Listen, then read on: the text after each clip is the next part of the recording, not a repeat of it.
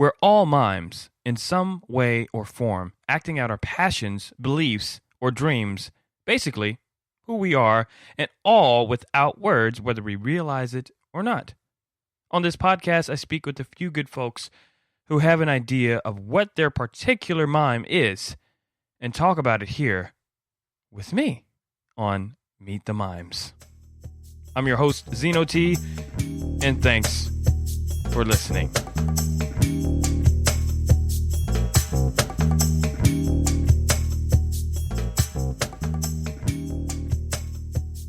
All right. Well, we're here with Daniel, and actually he's here with us.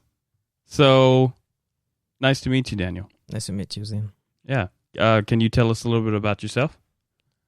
Well, my name is Daniel Ngawonziza, Okay. and I'm from Kigali, Rwanda. That's a small country in east central part of Africa. Cool. Yep. East central part of Africa. Wow.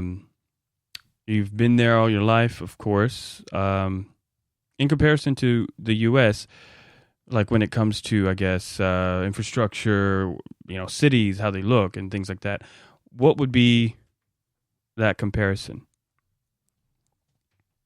It's beyond what I can think of. Oh, wow. Everything I thought that, America is so much developed and big houses and everything. So everything's much different. I don't even have words to put that. Oh, my goodness. Wow. Yeah. Because I don't know much about your country. I don't know much. I wanted this experience to be first time. And for me to just kind of learn from your explanation of your country, your culture, your, you. And I wanted it to be all the first time for me. So what you got for me? I mean, like when it comes to culture, when it comes to food, when it comes to you, like your personal goals, dreams, aspirations, what you got? Well, it depends on what you ask. Okay. I'm curious about the food because I really love food. Wrong word. I really enjoy eating food, especially from different cultures, different tastes. So, what's your favorite food that is? Yeah. What's your favorite food? If I heard well, you say that what you like most is food, and I'll give you a piece of advice. Okay. The best place for you to live is Rwanda. Okay. Best place to live is Rwanda. Yeah, they have some of the amazing food, natural food, Okay. And I love to eat ugari. Okay. I've never heard of that. I know. No, haven't. Yeah, it's an African kind of food, and it's really cool. It's made from maize flour. Okay. Yep. And I also like French fries. That's okay. a thing. Yeah. Awesome. So French fries is a Rwandan. Yeah. Okay. Because I mean, of course, French fries aren't American. Hence the name, right? Yeah. So that's cool. So you said, what was the food before French fries that you had? Ugari. Ugari? Yep. And you said it's made out of? Maize flour. Maize flour. And what is that? I was curious about what that is. Maize flour? Is it, I don't know what that is. You have never seen that. Maybe you have. No. Okay. And, So is it a fruit or is it a vegetable? no, it's, maize, don't you? Like corn? Yeah, like corn. Okay. I was wondering if it was that. Yeah. Okay. Wow. Is it similar to, I don't know if you're familiar with the word, but hominy? Is it similar to that? Because I think hominy is basically corn that's soaked in water and then it's prepared in a certain way. No, I know that, but ugari, You know flour, maize flour. Oh, like cornmeal, like cornmeal, like is that what you're talking about? I feel really dumb right now. Sorry. Uh, I'm like, I have no idea what you're I think I talking just about. have to take you there to experience it. That's a good idea. Yes, yes. So those two are your favorite. That's my favorite. Your favorite. Now coming over here, what would be your food that you'd like to share that you like that you've tried here? That I've tried here. Yeah. Everything Everything except I don't like sushi. sushi. I'm sorry to say this, but No. that's the only single food that I didn't like. Okay, now are you talking sushi that is the California rolls that has like the rice? It's Yeah. got the not just the one that has like the raw. Mm-hmm. You don't like that one either. Mm-hmm. Okay, so all sushi. Okay. Is that weird to you? No, not at all. I have friends that do not like it. Okay. Do not. The guys that told me, the twins, Mm-hmm. Spencer and Sheldon, they told me that you enjoy the hamburgers or Yeah, yeah bacon hamburger. hamburgers. Is that with cheese or without cheese? It depends on the day. Nice. Oh my goodness, that's great. I actually do enjoy cheeseburgers. Yeah, especially I really enjoy cheese. Now, when it comes to your culture, I don't know how to ask a question about that, but when it comes to culture, what are some of the things that are, I guess, traditional in your culture that you do, and it's just natural for you? Well, in our culture, it's really hard to put in words, but just have to say a little bit of things that we are not supposed to do, Mm-hmm. or things that we think they are improper. I don't know if that makes sense. Yeah. In our culture, you are not allowed to address a person older than you by their first names. Interesting. Is there a certain age or a certain number of people that are older than you that you're not supposed to address with first name? Yeah, mainly people are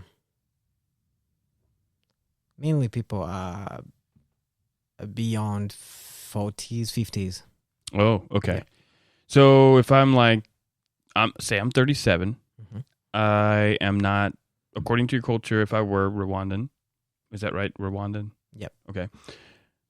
I'm not supposed to address a person that is 50 or so, which would be what, 13 years older than me. I'm not supposed to address them by their first name. Mm-hmm. Okay. All right. Well, you're 20 and I'm 37. I'm pretty old compared to you. Yeah, But I'm cool. I'm so cool with the first name. I would be like, man, people calling me Mr. OT would be weird. So I hope you call me just Zine. Yeah. So that's an interesting cultural rule. Mm-hmm. How about like for finding a wife, or for a man finding a wife, and how about for a woman finding a man? What would be those cultural guidelines? Well, first of all, in Rwanda, legally you are not supposed to marry when you are under 21. Oh wow. Mm-hmm. Okay. And That's for male and female? yeah. And Dolly, I don't know if you know Dolly. Oh no, I don't know what that is. Paying Dolly. Like dowry? Yeah. Okay. Yep. Okay, so it's doli in your Yeah. language. Doli. Okay, I'm gonna write that down. How do you spell that? No, it's not in okay. our language. Okay, gotcha. Excuse my accent. Oh, gotcha. Oh, So that's a most important thing. okay. So if let's see. So the dowry is like if you found someone and you want to marry them, your family or you have to pay the dowry, or the man has to pay the dowry okay to the bride's family. To the bride's family. Okay. Okay. Well, that's interesting. Are there any rules like in America? People, if you know, the typical way, even in Christian circles nowadays, they'll find someone, and sometimes they may have relationships that are that aren't consistent with what's taught in church about premarital, relations and things like that. Are there any rules like that also in your country that, there's no premarital relations? So, no, knowing that, is Rwanda a Christian-based country? Yes, it is I can say that it's a Christian based country. Okay. But there are morals that do not stand on any side of religion. Interesting. But if you are talking about in Christianity, the same morals appears. So okay. It's the same thing. Okay. Mm-hmm. It's just they don't call it Christian. It's just this is what we do. This is the way we believe. Mm-hmm. That is awesome because I was curious about that.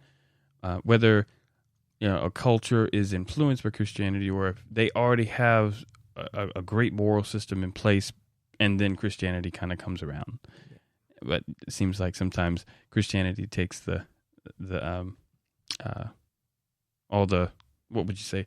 It takes all the credit for the morals. They're like, no, some people, have morals. But those morals, if I can add, those morals really, if you are to interpret personally, they also goes hand in hand with Christian values. That's cool. Yeah. That is really, really cool. So I'd say that whenever Christianity came to Rwanda, there was really no conflict on culture. There wasn't much of a change, I would imagine, or on that front anyway. Let's see, something else I can ask. Like for in America, I'm not really sure about all of this, but from what I understand is that there's because America has a long-standing Christian background, so the male is the one that is the household. He's the man. He's the leader. He's in charge, so to speak. Those that type of a structure is kind of changing these days. But I was curious, what is the structure, culturally speaking, for the when it comes to the home, when it comes to the father, the mother, who's the one that is the one in charge, so to speak, with the who's the one that is? It's the man. The man? Yeah. Okay. I'm just so curious about the structures here. So, sorry if I sound stupid. Just curious. What else can I ask about that? I think that's kind of done.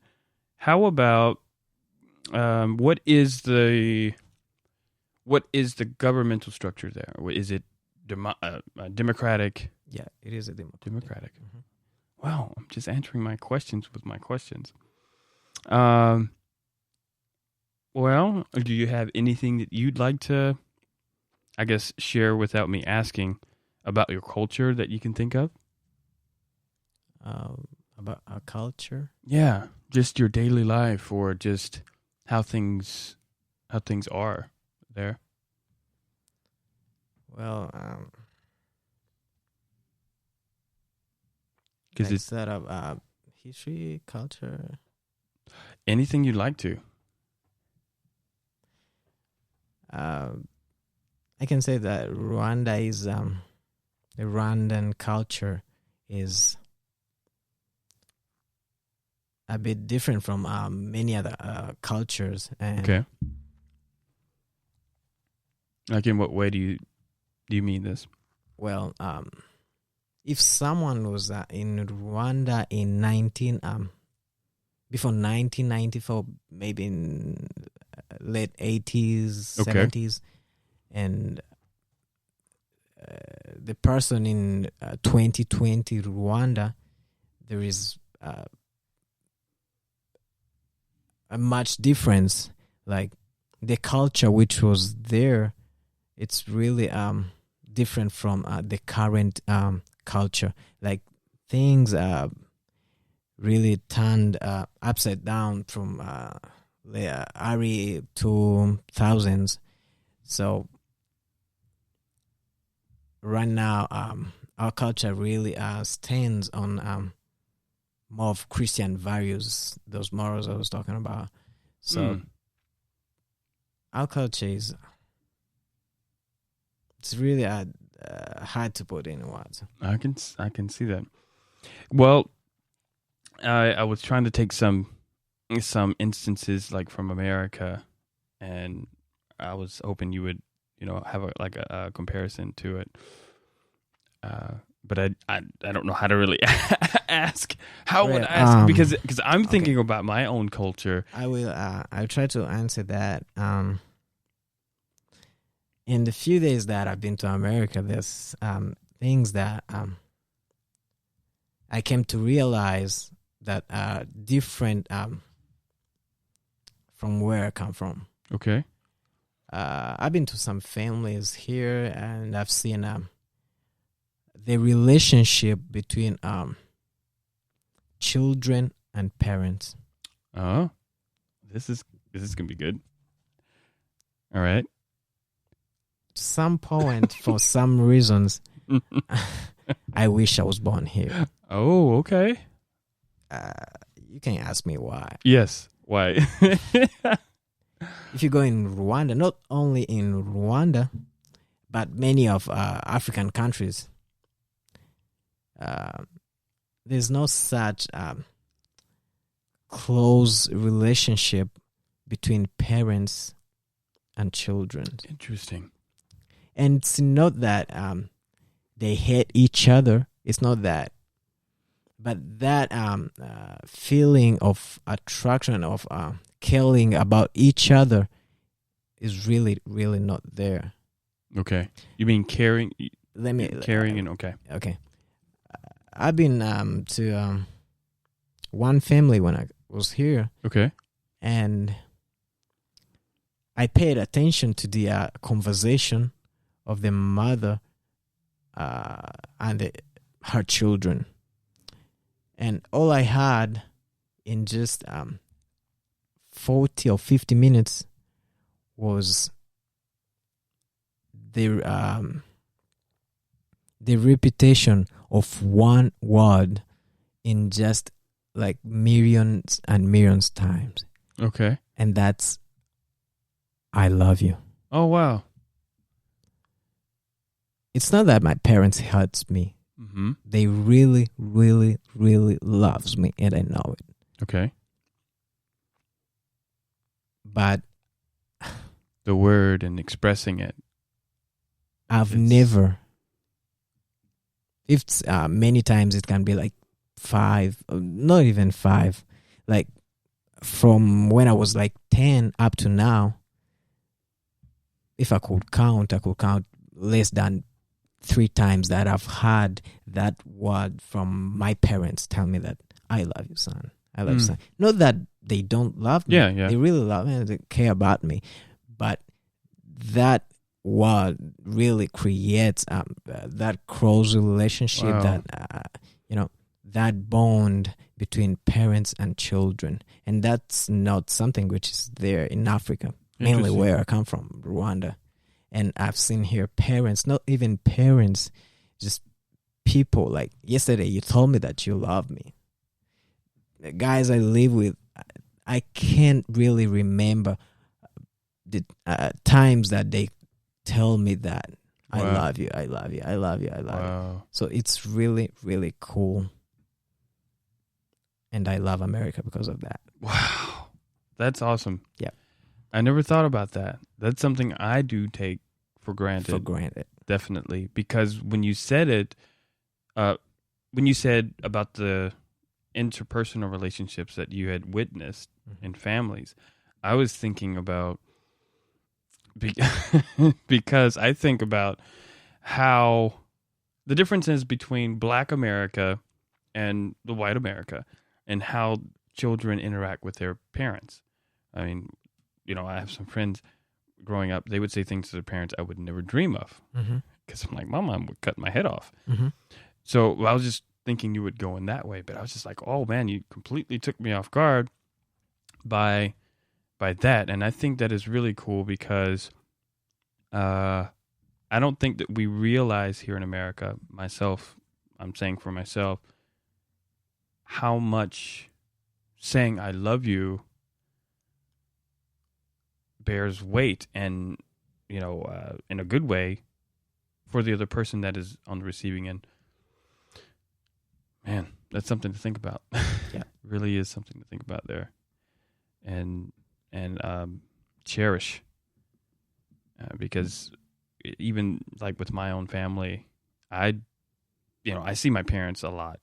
I see them at least once a day. I'm their neighbor. I live, like right down the way, maybe 1,500 feet away. And so I see them every day. I go up and check on my dad every day. But we don't necessarily say I love you all the time. With me being there, my dad being there, them, inviting me in the house, I take those things as I love you. Or, I just did a bathroom renovation for my mom and dad for my mom's birthday, built her a tiled shower and everything. And those are ways that we do it, but, that we say, I love you. But from this moment on, I definitely will make sure I take the time to say, I love you and thank you. I appreciate you. Man. So I have a question. I remember Wednesday night you had spoken about the events that happened April 1994 in Rwanda. And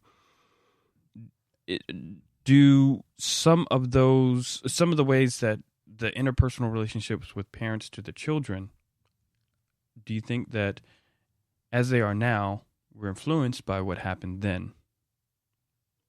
As in, there was a lot of loss, a lot of death, a lot of families separated, that maybe those who survived that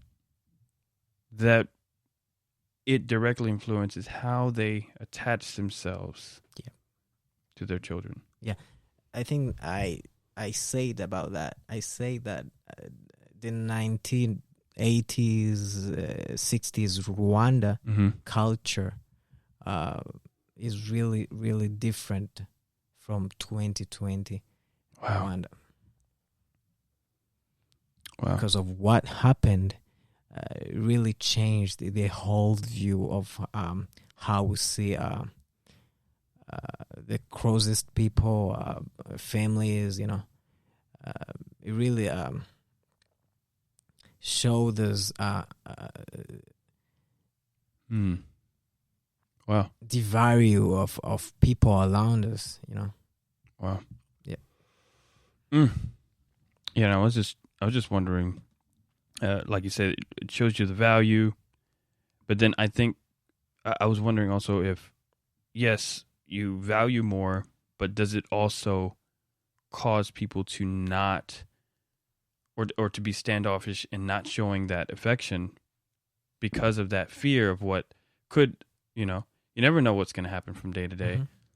And maybe that might be one thing that causes people, for a culture in your country, to not, doing that. Because if something like that happened, it would just, I can't survive something like that again. Yep. A tragedy, not tragedy, but what would that be called? I've never lived through anything like that, so I don't have a right word to explain that. But It's very interesting.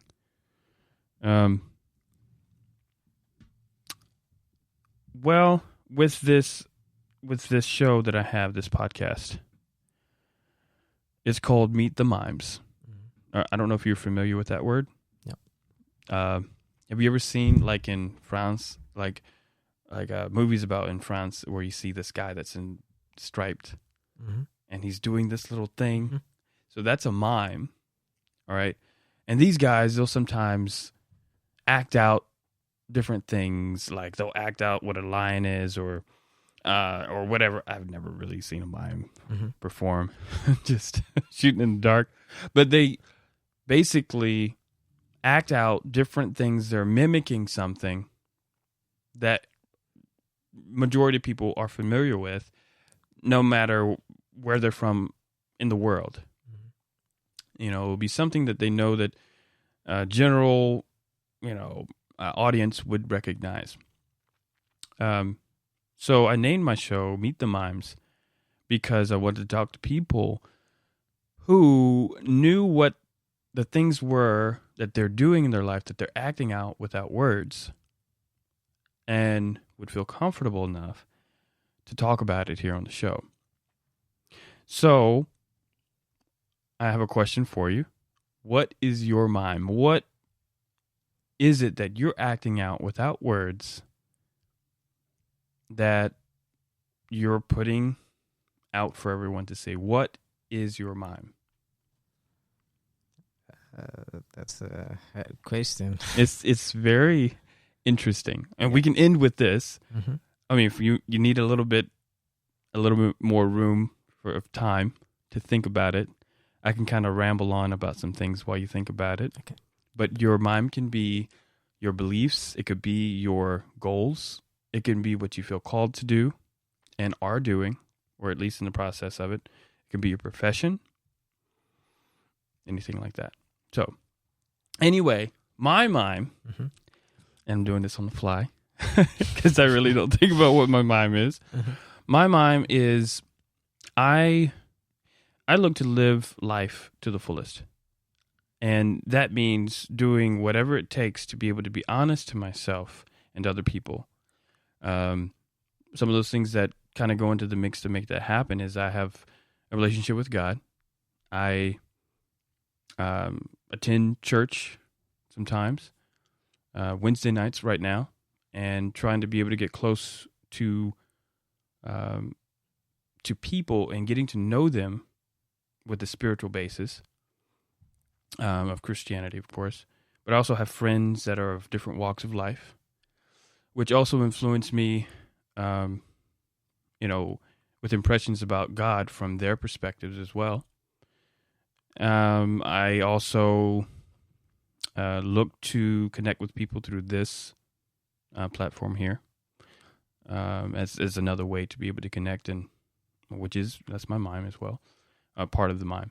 I also play music, write, look to collaborate with other people for the purposes of connecting with people and understanding and discovering God in a more deep and broad way through the process of it all. So, since that is my whole mime, I like everything that I'm looking to do in my life. That's really it. I enjoy different movies and things like that. I'm always looking for different, I guess, hints about what the writers might know that I might also know when it comes to relationship with God or understanding of the Bible or other writings that are in agreement with the Bible or with my belief systems. I'm always looking to tie things together in my understanding, and those things that don't add to what my mime is, which I believe is founded in God. I just kind of like let that go. I'm like, okay, of course not perfect yet, but it's like, in terms of disciplined, but in those things that I am disciplined, I discipline myself even more to continue on in my search. So that's my mime. and it's really broad. Mm-hmm. But do you have an idea what you want to share? What your mime is? Well, mine is connecting with people, Okay. and I don't really have a certain way to do that. But if I want to connect with you, I don't really do it my way. I do it your way. I do it in your way. Okay. If you like football, I will love to connect with you through football. So as you feel close to me, Mm-hmm. and that I can be able to connect with you effectively and have such a strong attraction and communication with you. Gotcha. So, like, for a common Mm-hmm. denominator or a common theme Yeah. that we connect on. I got you. So, connecting with people is your mime. So, I would imagine you love people. So, I know that you're here in the States for school. Yep. So I would imagine your mime extends into that. Your love for people extends into your motivation for school. Mm-hmm. So how would that? How does that work out with that? How would your mime influence your choice for what you're going to school for? Maybe I didn't ask that right. What are you going to school for? What am I going to school for? Mm-hmm. Like my major? Mm-hmm. I'm majoring in biology, Okay. and I want to go to a med school afterwards.